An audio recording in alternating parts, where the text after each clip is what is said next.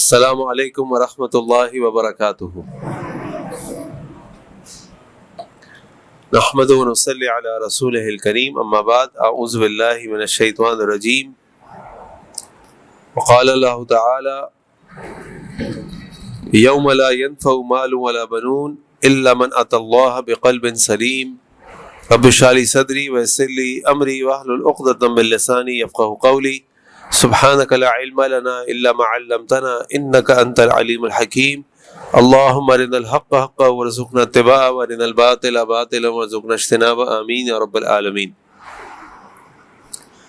صحیح مسلم کی روایت ہے کہ نبی کریم صلی اللہ علیہ وسلم ایک موقع پہ اپنے ساتھیوں کے ساتھ یعنی صحابہ کے ساتھ مسجد میں بیٹھے ہوئے تھے۔ رسول اللہ صلی اللہ علیہ وسلم فرمایا کہ ابھی جو شخص مسجد میں داخل ہوگا وہ اہل جنت میں سے ہوگا، یعنی جنتی ہوگا۔ صحابہ کرام دیکھنے لگے کون شخص داخل ہوتا ہے۔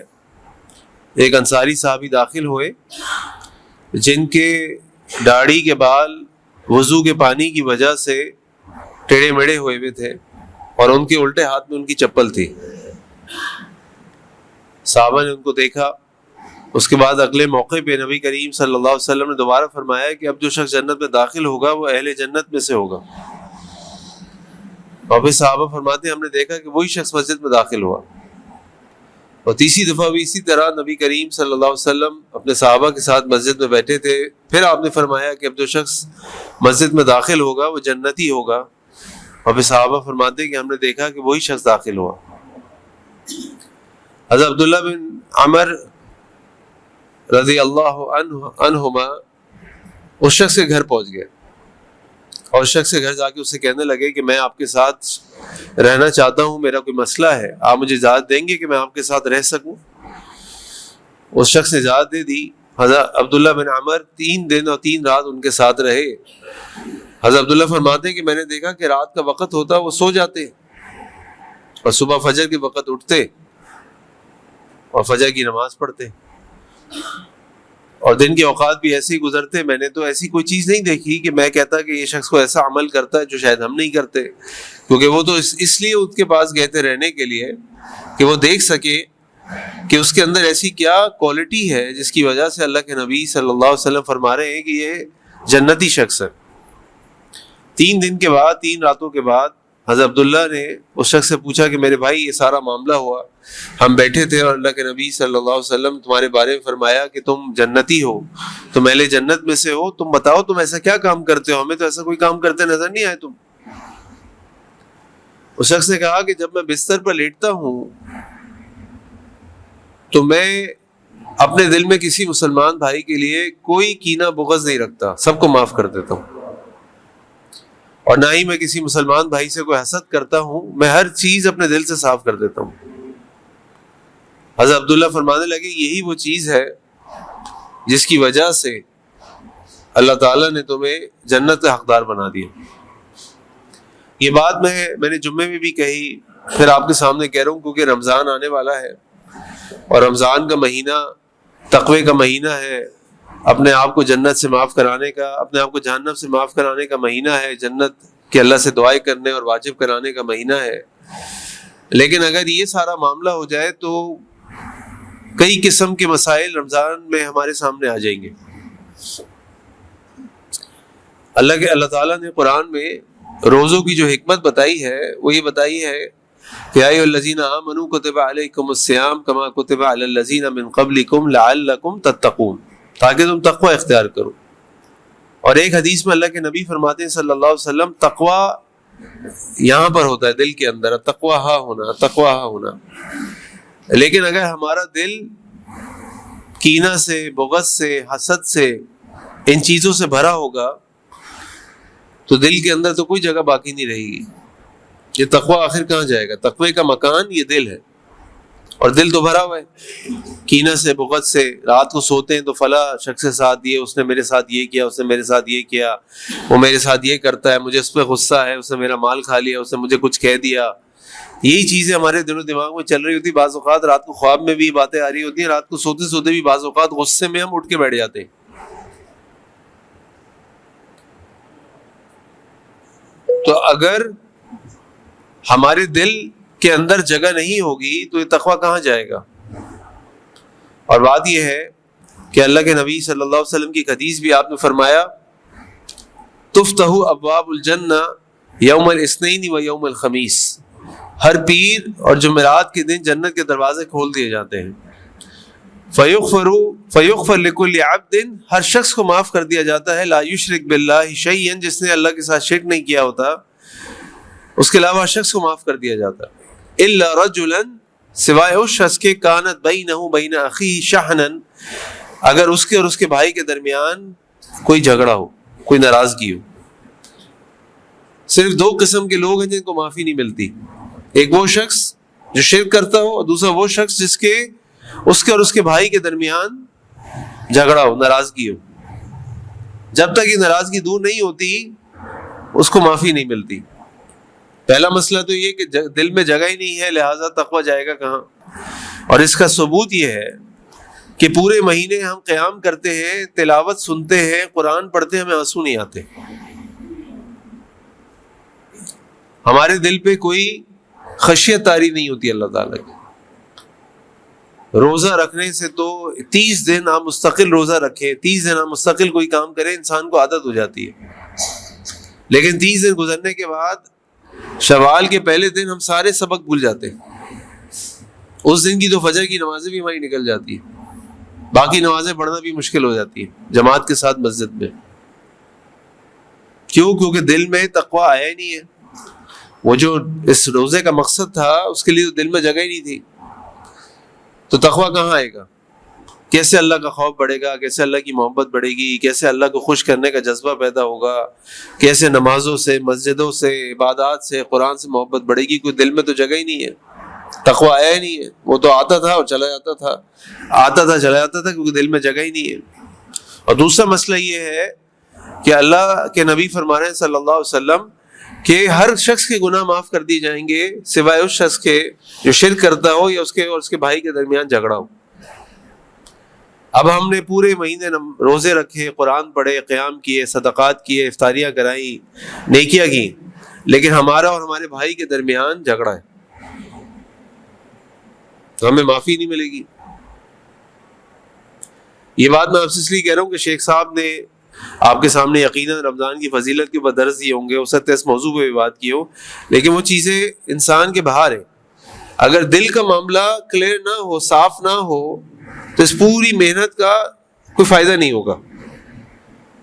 اور آگے حدیث میں آتا ہے کہ پھر کہا جاتا ہے انظروا هذین حتی یصطلحا، انظروا هذین حتی یصطلحا، انظروا هذین حتی یصطلحا. 3 دفعہ کہا جاتا ہے ان دونوں کی طرف دیکھو. جن دو بھائیوں کے درمیان کوئی جھگڑا چل رہا تھا، دیکھو ان دونوں نے صلح کر لی نہیں کر لی، دیکھو ان دونوں نے صلح کر لی نہیں کر لی، دیکھو ان دونوں نے صلح کر لی نہیں کر لی. کیونکہ اگر ان کی آپس میں صلح نہیں ہوئی ہوگی تو پھر ان کو معافی نہیں ملے گی. اچھا، یہ کام کہنے کو بڑا ہلکا سا لگتا ہے، کیا مسئلہ ہے اس میں، لیکن جب ہمیں یہ کام کرنا پڑتا ہے تو ہمیں اپنے آپ کو چھوٹا کرنا پڑتا ہے، ہمیں اپنے آپ کو جھکانا پڑتا ہے، ہمیں اپنے آپ کو دوسروں کے آگے جا کے معافی مانگنی پڑتی ہے. ہم سے غلطی ہو گئی بھائی معاف کر دو. اچھا بھائی ہم سے نہیں، آپ پھر بھی معاف کر دو. چھوٹے سے جو بچے ہوتے ہیں نا، ان کے لیے کام بڑا آسان ہے. وہ لڑتے ہیں، ایک دوسرے کو زخمی بھی کر دیتے ہیں، مارتے ہیں، تھوڑی دیر کے بعد دوبارہ کھیلنے لگتے ہیں، سب بھول چکے ہوتے ہیں. ہم سالوں تک، قبروں تک اس کینہ کو اپنے ساتھ لے جاتے ہیں اور اپنے بچوں کو بھی وصیت کر جاتے ہیں تو انہیں فلاں سے نہیں ملنا، فلاں ہم سے ہمارا جھگڑا ہے، تجھے میری قسم تو ان سے بات نہیں کرے گا. اور جب میں آپ کے سامنے یہ بات کر رہا ہوں، اللہ سے دعا یہ ہے کہ ہم میں سے کوئی ایسا نہ ہو جس کا کوئی اپنے خونی رشتے سے کوئی جھگڑا ہو، چاہے وہ بہن بھائی ہوں، چاہے بڑے چھوٹے ہوں، چاہے چاچا ماما ہوں. اللہ کرے ایسا کوئی نہ ہو، لیکن ہو سکتا ہے کوئی ہو تو اس کو وہ شخص یاد آ رہا ہوگا، اس کو اللہ کے لیے معاف کر دے اور جا کے اس سے معافی مانگ لے، اپنے معاملات کو سلجھا لے. کیونکہ آگے جو مہینہ آنے والا ہے، اللہ سے دعا ہے کہ اللہ تعالیٰ ہمیں رمضان نصیب فرما دے، اللہم بلغنا رمضان. لیکن یہ مہینہ ہمیں مل جائے اور پھر بھی ہم اپنی مغفرت نہ کرا سکیں، اپنے گناہوں کی بخشش نہ کرا سکیں، اللہ تعالیٰ کو خوش نہ کر سکیں، اس تقوی کا فائدہ نہ اٹھا سکیں، تو سوائے بھوک اور پیاس کے کچھ نہیں ملے گا. یہ مہینہ ہمارے ہاتھوں سے نکل جائے گا۔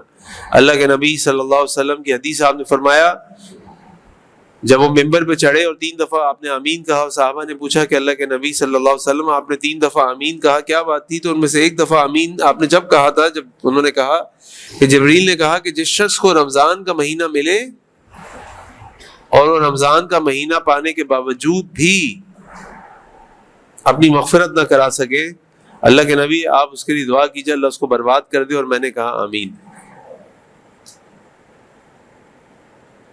قرآن کریم اٹھائیے، آپ کو انبیاء کے ایسے واقعات ملیں گے، کیسے انہوں نے اپنی قوم کے لوگوں کو معاف کیا، یوسف علیہ السلام کا واقعہ اپنے بھائیوں کو معاف کیا۔ احادیث میں آپ کو ایسے واقعات ملیں گے، اللہ کے نبی صلی اللہ علیہ وسلم کو مکے والوں نے مکہ سے نکال دیا، آپ نہیں نکلنا چاہتے تھے، آپ کو محبت تھی اپنے شہر سے، لیکن جب اللہ کے نبی صلی اللہ علیہ وسلم فاتح مکہ بن کر داخل ہوئے، آپ نے سب کو معاف کر دیا۔ اللہ کے نبی صلی اللہ علیہ وسلم کی بیوی اما عائشہ کے اوپر تہمت لگائی گئی، تہمت لگانے والوں میں سے ایک شخص وہ بھی شامل ہو گیا جو ابوبکر صدیق رضی اللہ عنہ کا کزن تھا، جن کی آپ مدد کرتے تھے، اور جب سارا معاملہ کلیئر ہو گیا، اللہ تعالیٰ نے وحی اتاری، اما عائشہ کی برات نازل فرمائی، تو ابوبکر صدیق نے کہا کہ میں آئندہ اس کی مدد نہیں کروں گا، اس نے میری بیٹی کے بارے میں ایسی بات کہی۔ اور جب اللہ تعالیٰ نے یہ آیت اتاری سورہ نور کی کہ کیا تم اس بات کو نہیں چاہتے کہ اللہ تم کو معاف کر دے، فَلْيَعْفُوا وَلْيَصْفَحُوا،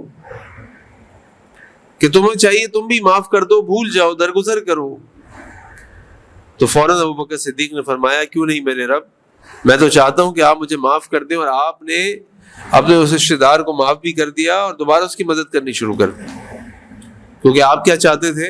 آپ جنت چاہتے تھے، آپ کے لیے دنیا کے جھگڑوں کی کوئی حیثیت نہیں تھی، آپ کے لیے اصل مسئلہ آخرت کا مسئلہ تھا، اصل فکر آخرت کی تھی، اصل منزل جنت تھی۔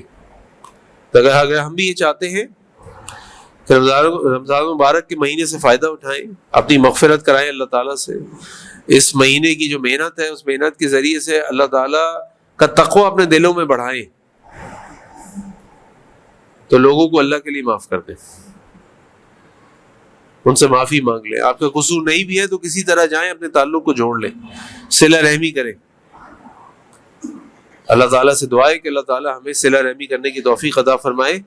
اور آخر میں اللہ کے نبی صلی اللہ علیہ وسلم کی حدیث آپ نے فرمایا، لا یحل لمسلم، کسی مسلمان کے لیے جائز نہیں ہے ان یہجر اخاہ فوق 3، کہ وہ اپنے بھائی سے 3 دن سے زیادہ قطع تعلقی کرے، اس کو چھوڑ دے۔ فمن حجر فوق 3، اور جس نے 3 دن سے زیادہ اپنے مسلمان بھائی سے تعلق توڑا، ثم مات، اور وہ مر گیا اس حال میں، دخل النار، وہ جہنم کی آگ میں داخل ہو۔ تو اپنے آپ کو جہنم کی آگ سے بچائیں، اپنی رمضان کو بہتر سے بہتر بنانے کی کوشش کریں، رمضان مبارک کے مہینے سے فائدہ اٹھائیں، اپنے آپ کو جہنم سے آزاد کرائیں، اللہ تعالیٰ سے جنت کے لیے دعائیں کریں، اس کے لیے یہ کام کرنا بہت ضروری ہے۔ اللہ تعالیٰ سے دعائیں کہ اللہ تعالیٰ ہم سب کی اصلاح فرما دے، اللہ تعالیٰ ہم سب کو رمضان مبارک نصیب فرما دے، اللہ تعالیٰ ہمارے دلوں میں اپنا تقوی پیدا فرما دے، اور اللہ تعالیٰ ہمیں اپنے مسلمان بہن بھائیوں سے، رشتہ داروں سے، دوستوں سے اللہ تعالیٰ ہمیں اچھا سلوک کرنے کی اور صلح کرنے کی توفیق عطا فرما دے۔ سبحانک اللہم بحمدک اشہد ان لا الہ الا انت استغفرک واتوب الیک۔ السلام علیکم ورحمۃ اللہ وبرکاتہ۔